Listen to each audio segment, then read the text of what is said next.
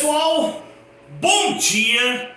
Hoje, quarta-feira, a 16ª semana de aula virtual para vocês, alunos do curso Aprovação Pré-Vestibular de Vitória da Conquista. Toda quarta-feira é aula de Química.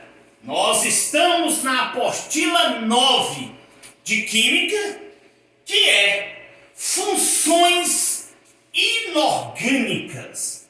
A função inorgânica é dividida em 4 partes: ácido, base, sais e óxidos, visto normalmente no primeiro ano do segundo grau ou no terceiro ano de escolas particulares.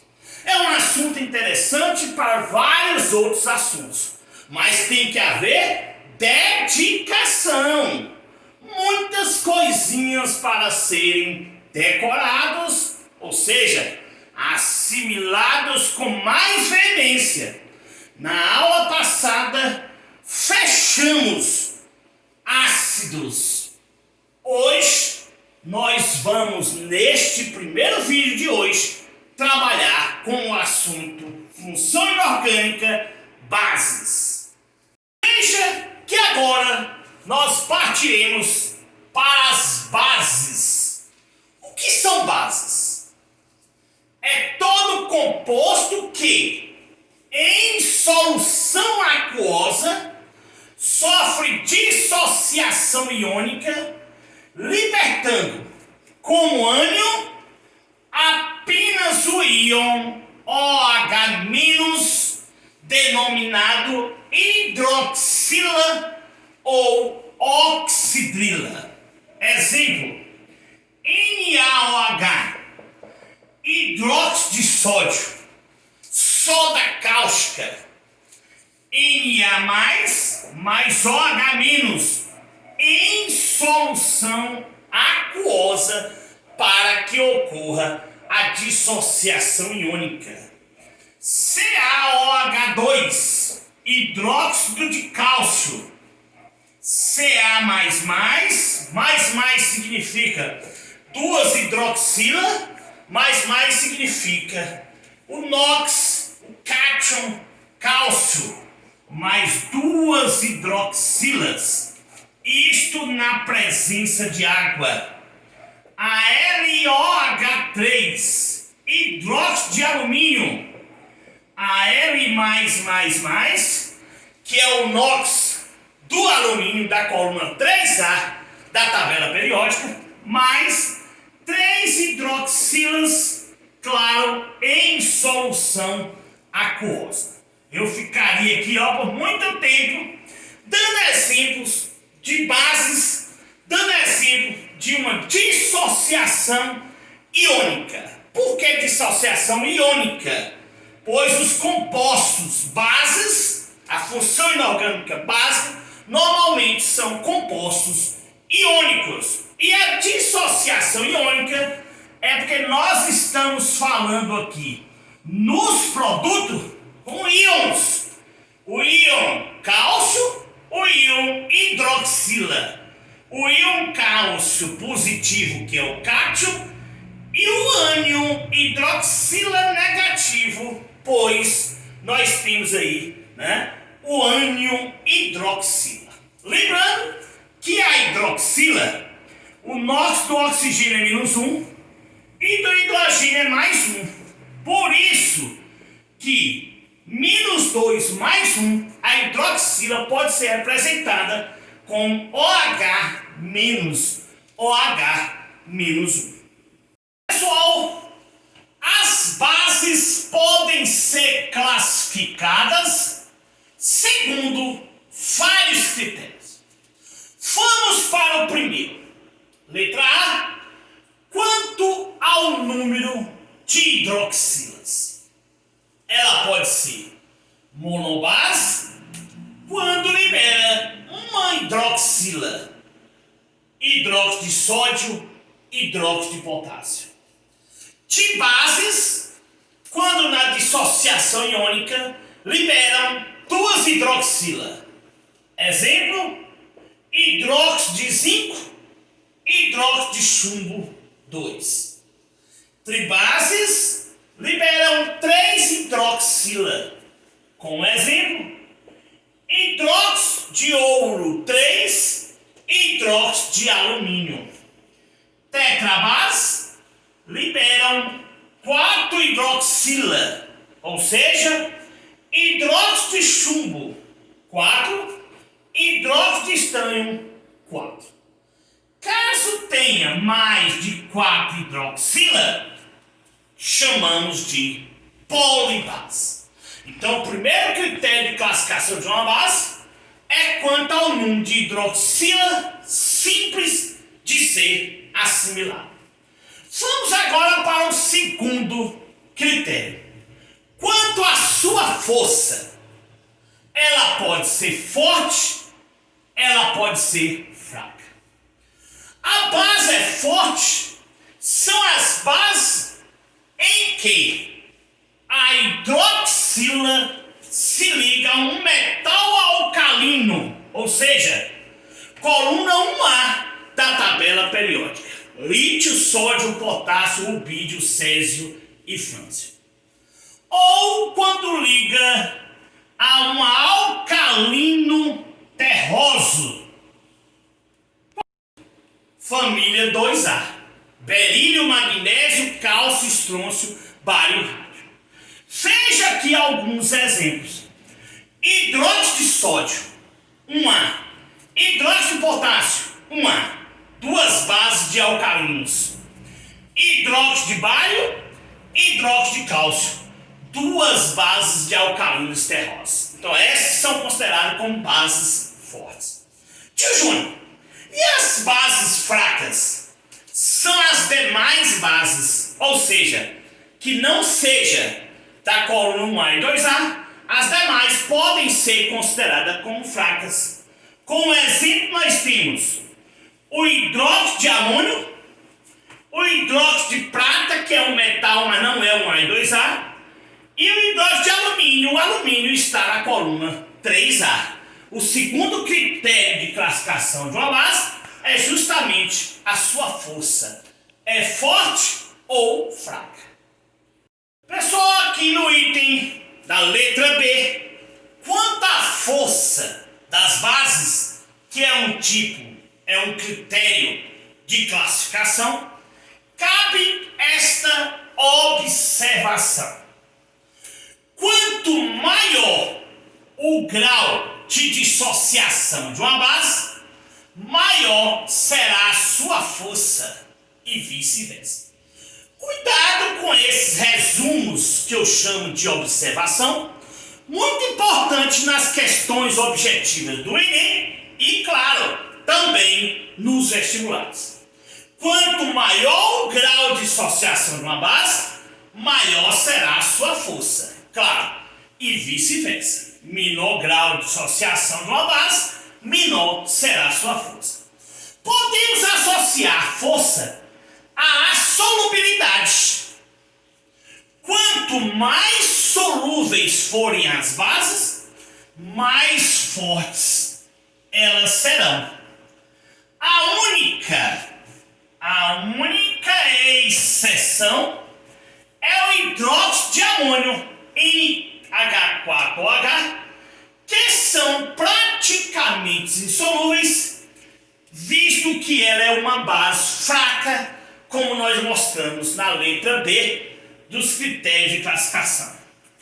Eu gosto muito de usar esta expressão: as bases de metais alcalinos 1A são maiores, ou seja, são mais fortes do que as bases de metais alcalinos terrosos 2A, que são mais fortes que o hidróxido de amônio e todas as demais bases. Então isso aqui ajuda bastante naquelas questões objetivas, tanto do Enem quanto do vestibular. Vamos para o terceiro critério de classificação de uma base. Letra C. Quanto à solubilidade em água, ela pode ser solúveis pouco solúveis e praticamente insolúveis. Quais são as bases solúveis? São as bases constituídas pelos metais alcalinos, ou seja, A e o hidróxido de amônio. Essas são as bases solúveis. Por exemplo, hidróxido de lítio, lítio 1A, hidróxido de rubídio 1A, mais o hidróxido de amônio são as bases solúveis. As bases pouco solúveis são as bases dos metais alcalinos terrosos, veja, 2A, hidróxido de magnésio, hidróxido de cálcio, hidróxido de bário. E as praticamente insolúveis são todas as demais bases. Como exemplo, hidróxido de ferro 3, hidróxido de ouro 1, hidróxido de estânio 4. Então tá aí o terceiro critério, né, de classificação de uma base, que é a solubilidade de uma base em água. Vamos agora ver um exemplo de como questões objetivas podem aparecer sobre bases, tanto no Enem quanto no vestibular. Veja essa questão. A base LiOH pode ser classificada como? O que vocês têm que olhar? Hidróxido de lítio. Onde está o lítio? Na coluna 1A. Então veja que ela vai ser uma monobase, pois na sua dissociação iônica vai liberar apenas uma hidroxila. Se ela é uma monobase, podemos eliminar a letra C e D. Vamos agora para outra classificação. Dizer se ela é forte ou fraca. Mas o hidróxido de lítio, o lítio, está na coluna A. É um metal alcalino.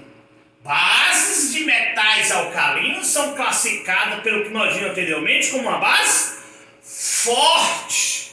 Então veja que podemos eliminar a letra B, ficando somente entre A e E. Vamos agora quanto à solubilidade. Veja que ela pode ser solúvel, pouco solúvel e praticamente insolúvel. Mas nós temos uma base da coluna A, ou seja, de metal alcalino. Bases de metais alcalinos, além de serem fortes, elas são solúveis em água. Então veja que não pode ser a letra A e a resposta seria a letra E.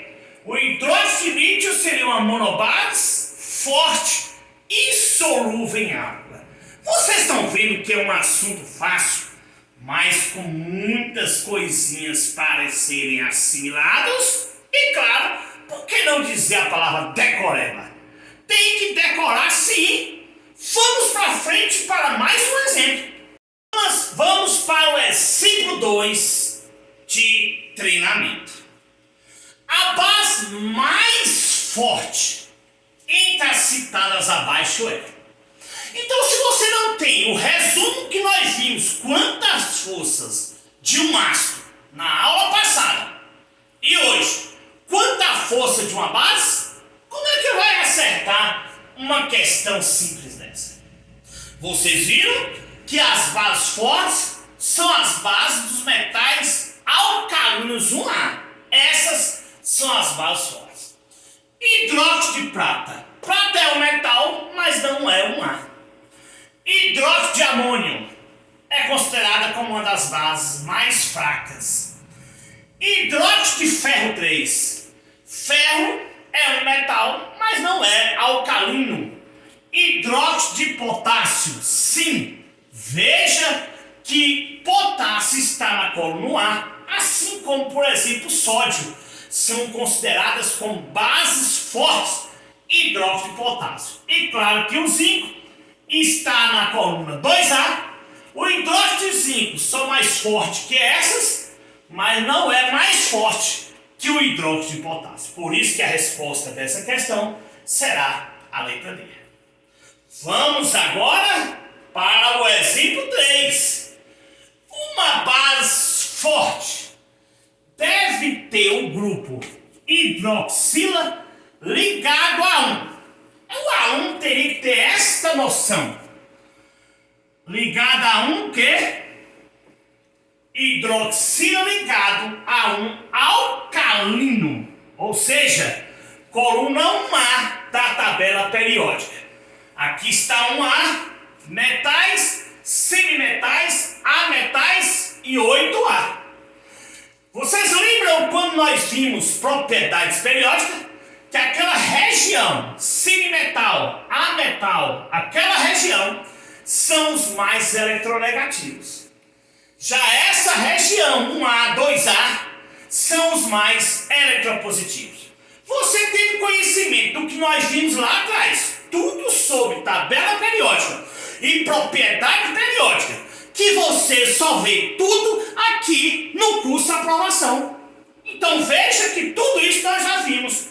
Esta questão passaria a ser muito fácil. Uma base forte deve ter o grupo hidroxila ligado a um A, ou seja, um alcalino. Então isso quer dizer, há um elemento muito eletropositivo. É aquele que tem mais tendência a perder elétrons. E justamente são os elementos da coluna 1A os mais eletropositivos. Então as outras alternativas estarão falsas. Pessoal, agora vamos para mais um item da classificação das bases. Propriedades das bases. Pelo menos 4 propriedades têm que estar gravado, como eu digo, na ponta da língua. Sabor. Apresenta um sabor cáustico, lixívia ou adstringente. Tem que ter cuidado com esse tipo, visto que é muito cobrado nas questões objetivas. Condutibilidade elétrica das bases. As soluções básicas, por possuírem íons livres, conduz bem a corrente elétrica. Veja que em soluções, ação sobre indicadores. Nós vimos 5 indicadores lá atrás na presença de ácido. Agora nós vamos ver novamente os mesmos 5 indicadores na presença de uma base. Você coloca uma substância e pinga um pouco de cada indicador deste. A cor para que seja essa substância. Uma base será fenolftaleína. A cor ficará vermelho. Tornassol, a cor ficará azul. Sem dúvida nenhuma, os 2 indicadores mais cobrados no vestibular, tanto para ácido quanto para base, são esses 2 primeiros, fenolftaleína e tornassol. Mas temos também azul de bromotimol, que na presença de uma substância básica fica azul. Vermelho de fenol, na presença de uma substância básica, fica vermelho. E o último, vermelho de metila, que é outro indicador, a substância básica ficará amarela. Pessoal, 4ª propriedade das bases. Esta aqui nós vamos falar de maneira rápida, visto que a próxima apostila de química será reações inorgânicas. É o último assunto do que nós chamamos de Química 1. Olha como estamos avançando. Veja que a próxima apostila, apostila 10, serão tudo sobre reações inorgânicas. O que E nós vamos falar desta quarta propriedade, é a ação sobre os ácidos. Reagem com os ácidos, produzindo sal e água. O próximo vídeo nós vamos trabalhar justamente com sal, os sais, que é a terceira função inorgânica. Então, nós poderemos produzir sais a partir de um óxido sendo hidratado, produzindo o seu ácido, retirando o seu ânion, nós vamos adicionar um cátion e aí teremos o sal.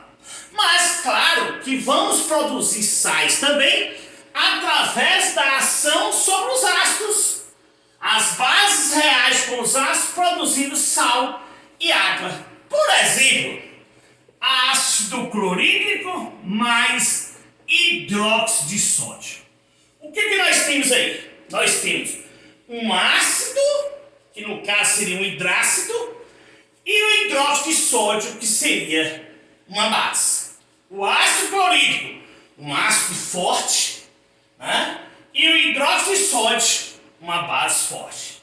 Veja que aqui nós temos o cátion ânion, aqui nós temos o cátion ânion.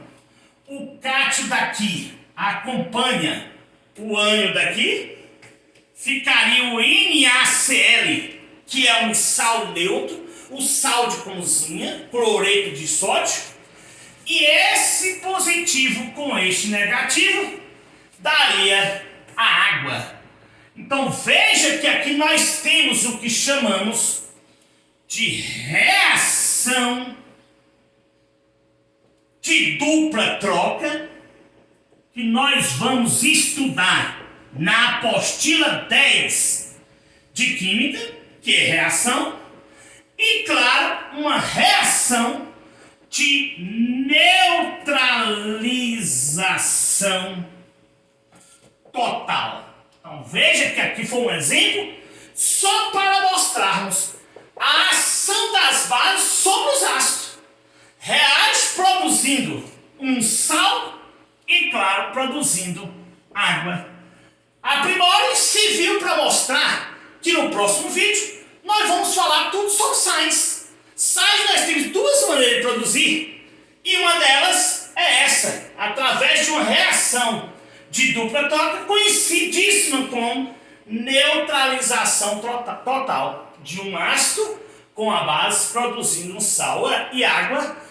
Mas essas reações nós vamos estudar com mais veemência na próxima semana ou nas próximas semanas, quando a gente vai trabalhar com a apostila 10 de Química 1, que são todas as reações inorgânicas.